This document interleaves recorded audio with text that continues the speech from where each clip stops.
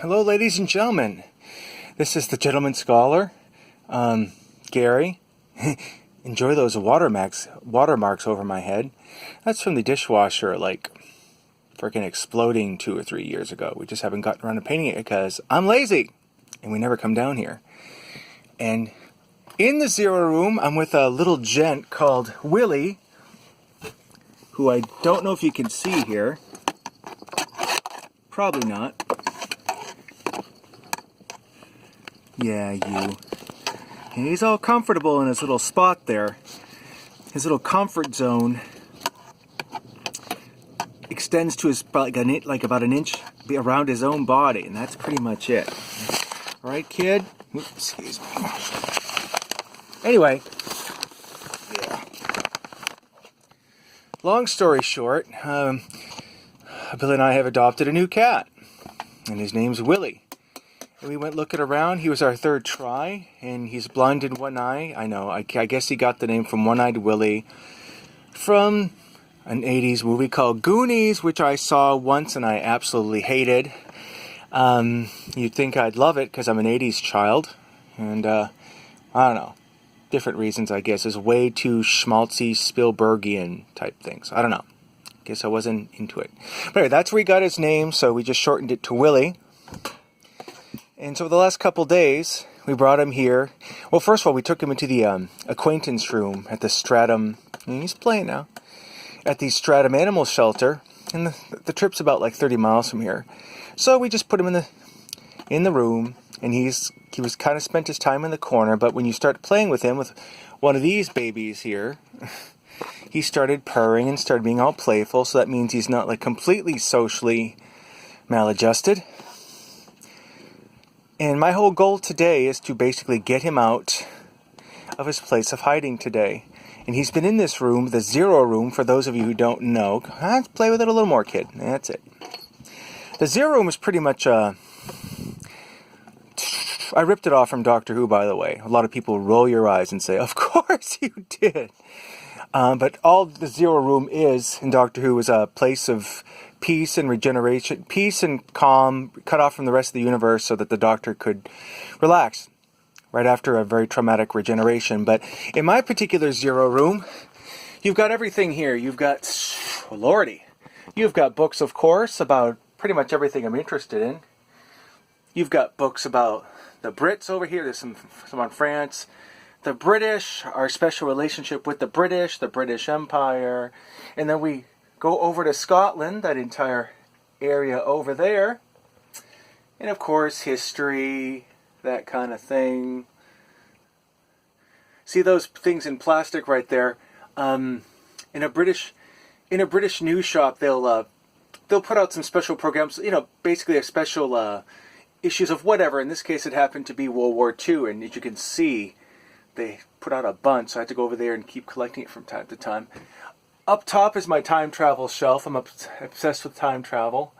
So there's my bunches of books. The Doctor Who area has a whole area upstairs, which you know about. There's my two childhood friends, Jerry and Jeremiah, which I haven't been able to get rid of recently. And over here, whoops, excuse me, is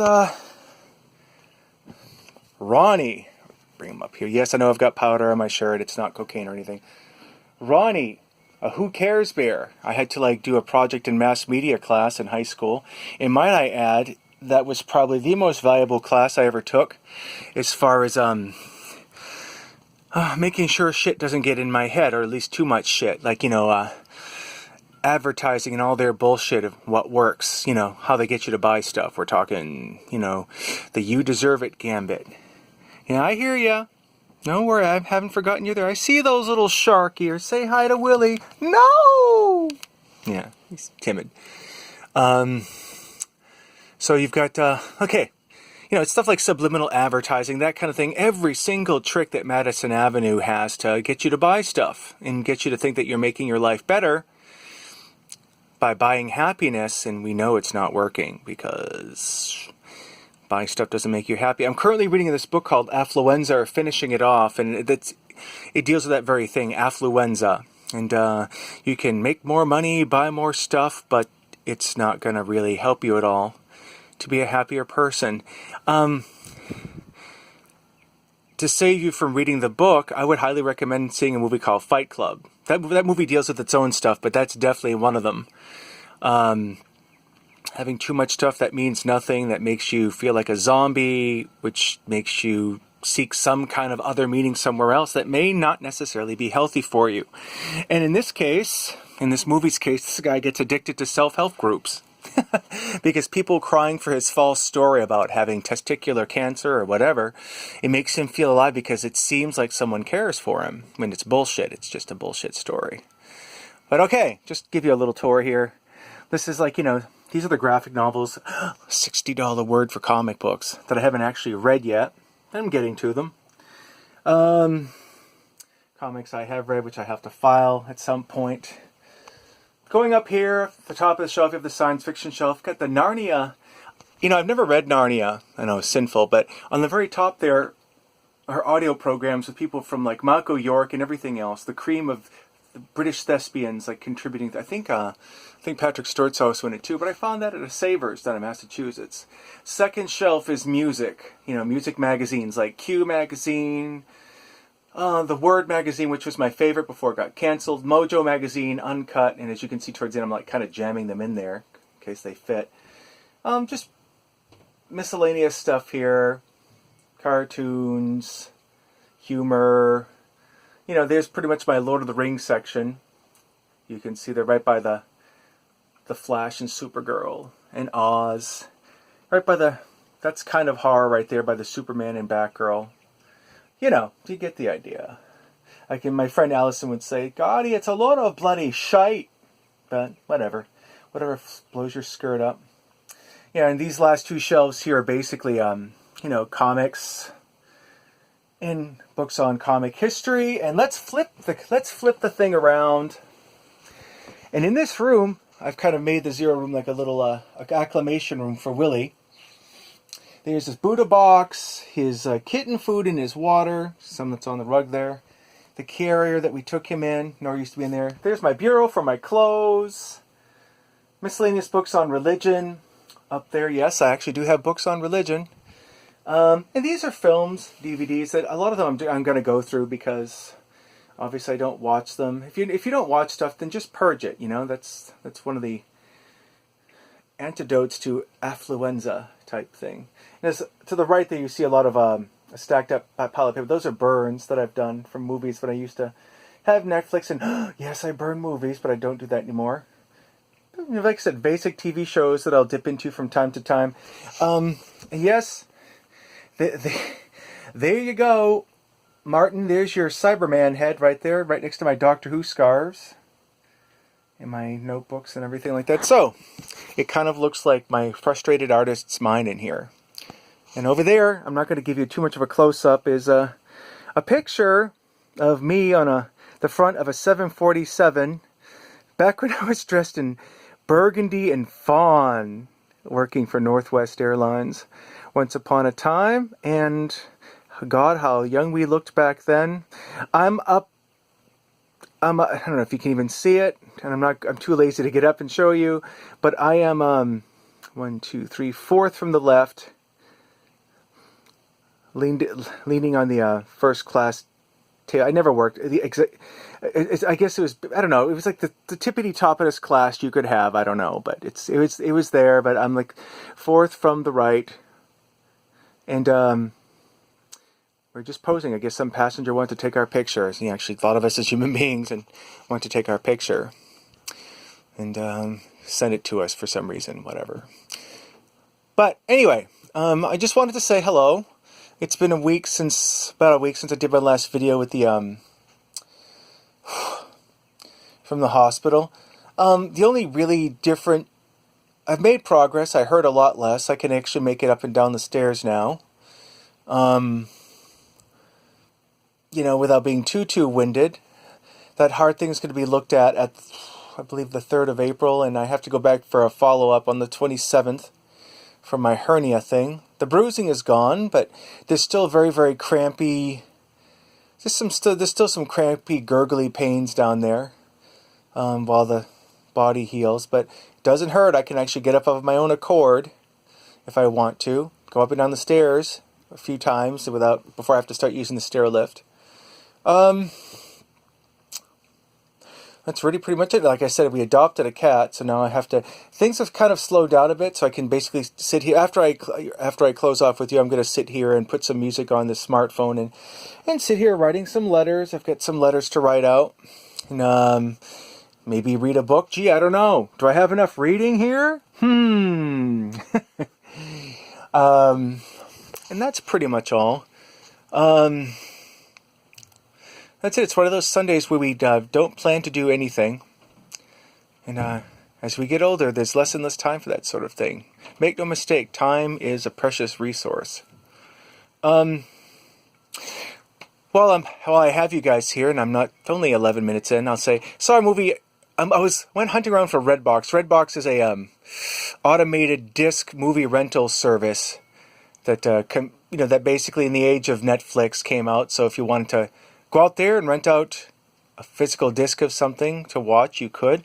But just like the old video stores, when something new comes out, everyone just clamors onto it and watches it because, I don't know, I mean, a lot of people have different tastes, but it just seems that, like, you want to see a movie, but it's not there, and you have to ask yourself, why would anyone want to see this movie?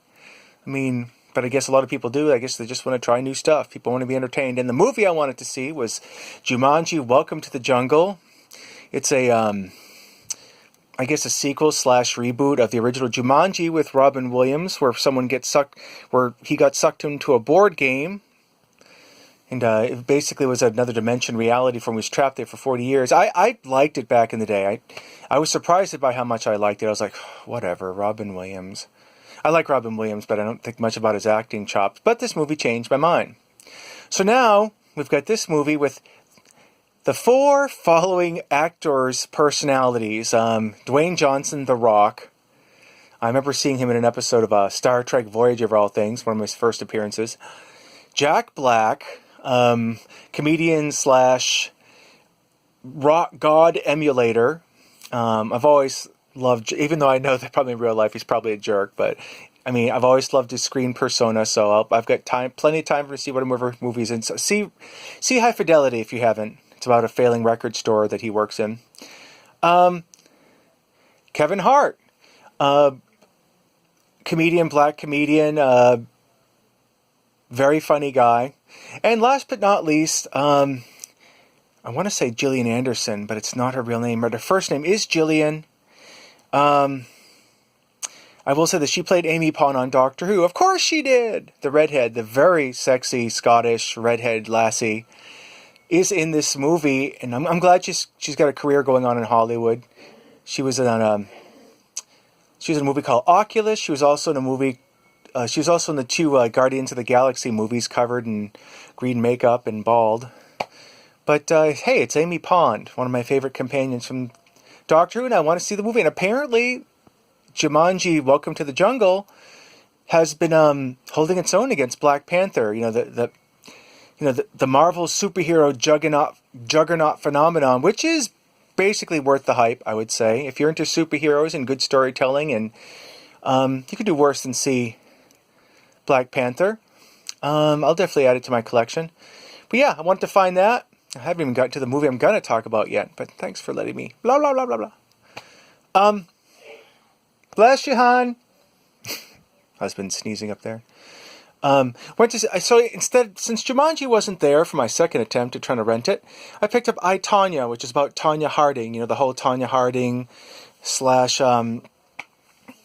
why can't I remember the other? Nancy Kerrigan, that's it.